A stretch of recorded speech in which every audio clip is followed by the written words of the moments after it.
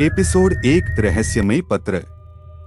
पुरातत्वविद archaeologist समित सेन के पास एक गुमनाम पत्र आता है जिसमें जयदेवपुर की चौधरी विला की प्राचीन लिपियों का जिक्र होता है। समित जयदेवपुर के लिए निकल पड़ते हैं। गांव में घुसते ही एक पागल महिला कालभैरव मंदिर के सामने उसे डरावनी चेतावनी देती है, जा तो रहे हो पर लौटोगे तो नक्शा चित्र बनकर।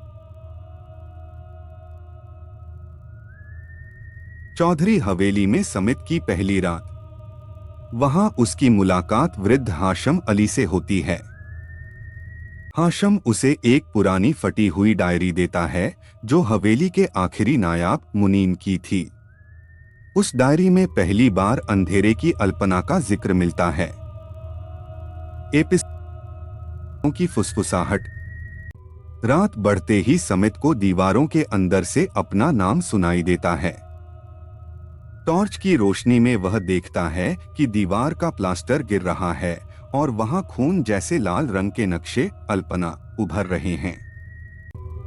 वे नक्शे जिंदा लग रहे थे, जैसे कीड़े रेंग रहे हों। गांव का एक उत्सुक युवक समित की बात न मानकर हवेली में घुस जाता है। आधी रात को समित एक भयानक चीख सुनता है। अगली सुबह उस युवक की लाश ठाकुर दालान में बनी एक विशाल अल्पना के ऊपर मिलती है। उसके शरीर से सारा खून गायब था। समित कमरे में एक मोशन सेंसर कैमरा लगाता है। अगले दिन फुटेज में दिखता है कि रात ठीक 2 बजे एक अदृश्य हाथ धूल हटाकर एकदम सटीक अल्पना बना रहा है। अचानक कैमरे का लेंस काला पड़ जाता है और एक शैतानी हंसी सुनाई देती है।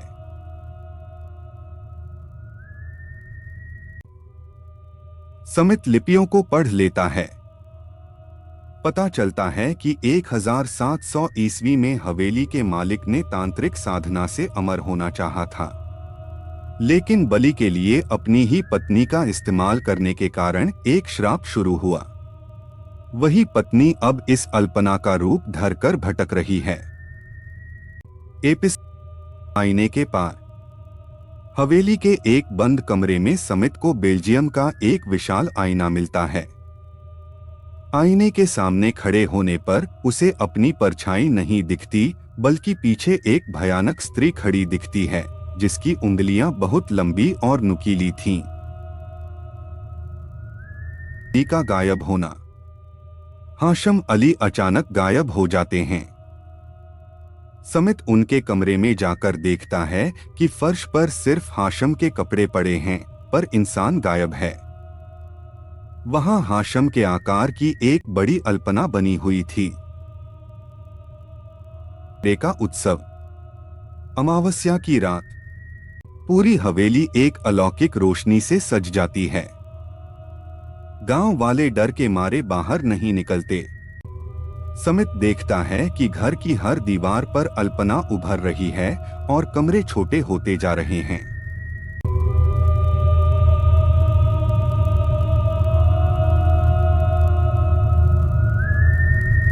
गांव के श्मशान से तांत्रिक नीलकंठ समित को बचाने आते हैं। वे बताते हैं कि यह अल्पना दरअसल एक मौत का जाल है। हर नक्शा एक आत्मा को कैद करके रखता है। एपिसोड 11 अतीत में प्रवेश। तांत्रिक की मदद से समित सम्मोहन ट्रांस की स्थिति में 18वीं सदी के जयदेवपुर पहुंच जाता है। वह अपनी आंखों से देखता है कि कैसे चौधरी की पत्नी के खून से पहली अल्पना बनाई गई थी। Episode 12 Raktarin blood debt. Samit को समझ आता है कि उसके पूर्वजों का इस हवेली से कोई गुप्त संबंध था।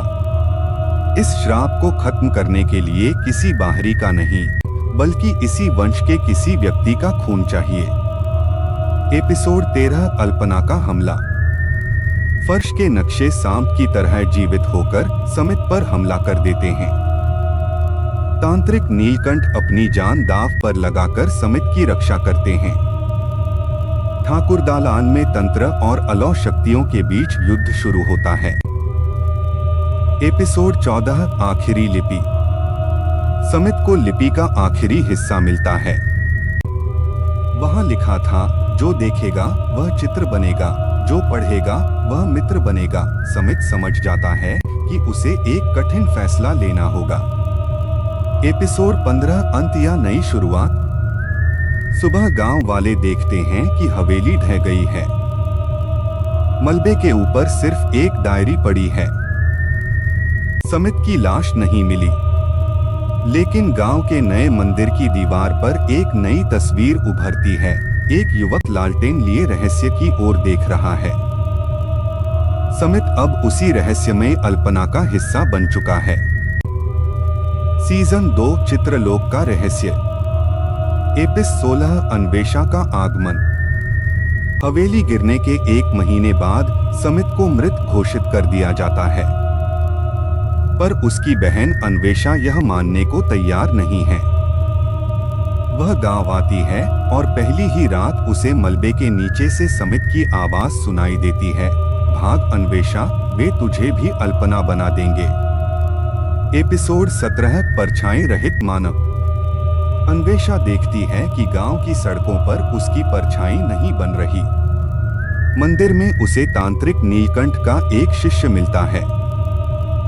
वह बताता है कि समित मरा नहीं है, बल्कि वह चित्रलोक नामक एक समानांतर दुनिया पैरेलल वर्ल्ड में कैद है, जो खून और श्रापित अल्पना से बनी है। एपिसोड 18 रक्तमुखी शंख। अन्वेषा को हवेली के नीचे एक गुप्त सुरंग और वहां एक लाल रंग का शंख मिलता है। उस शंख को बजाने पर समय का पहिया उल्टा घूमने लगता है और उसे उस आदि तांत्रिक के बारे में पता चलता है। समित के खून में कुछ खास है जो इस श्राप को मिटा सकता है। एपिसोड 19 जीवित नक्शे। सुरंग की दीवारों से नक्शे मांस के लोथड़े बनकर बाहर निकलने लगते हैं। ये असल में गायब हुए लोगों की आत्माएं थीं। एपिसोड 20 चित्रलोक का द्वार। तांत्रिक के निर्देश पर अन्वेषा अपनी हथेली काटकर एक विशेष अल्पना बनाती है, जो एक पोर्टल बन जाता है। वह उस अंधेरी दुनिया में घुस जाती है जहां आसमान लाल है और पेड़ इंसानी हड्डियों के बने हैं। एपिसोड 21 भाई का सामना। वहां उसे समित मिलता है, पर वह अब इंसान नहीं रहा।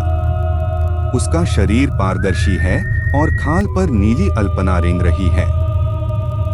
वह अन्वेषा को पहचान नहीं पाता और हमला करने की कोशिश करता है। एपिसोड 22 काल भैरवी का जागर। अन्वेषा समझ जाती है कि समित को वह आदि तांत्रिक नियंत्रित कर रहा है। वह काल भैरवी मंत्र का जाप शुरू करती है। अंधेरी शक्तियों और अन्वेषा के साहस के बीच महायुद्ध होता है। एपिसोड 23 अंतिम बलिदान। पता चलता है कि हाशम अली कोई साधारण इंसान नहीं, बल्कि उसी तांत्रिक के वंशज थे जो प्रायश्चित करना चाहते थे। वे खुद की बलि देने के लिए आगे आते हैं। एपिसोड 24 विनाश का क्षण। पूरा चित्रलोक कांपने लगता है। खून की बारिश होने लगती है। अन्वेषा समित को बाहर लाना चाहती है, पर नियम है कि एक व्यक्ति के निकलने के लिए दूसरे को वहां रुकना होगा। समित अपनी बहन को बचाने के लिए खुद को हमेशा के लिए अल्पना में कैद कर लेता है। एपिसोड 25 आखिरी संदेश ग्रैंड फिनाले। सुबह अन्वेषा श्मशान में जागती है। हवेली गायब है, बस धूल बची है। उसके हाथ में भाई का लॉकेट है। स्टेशन पर वह देखती है कि एक छोटा बच्चा धूल पर वही श्रापित अल्पना बना रहा है और उसे देखकर मुस्कुरा रहा है। रहस्य खत्म होकर भी खत्म नहीं हुआ। This field and press play to hear me.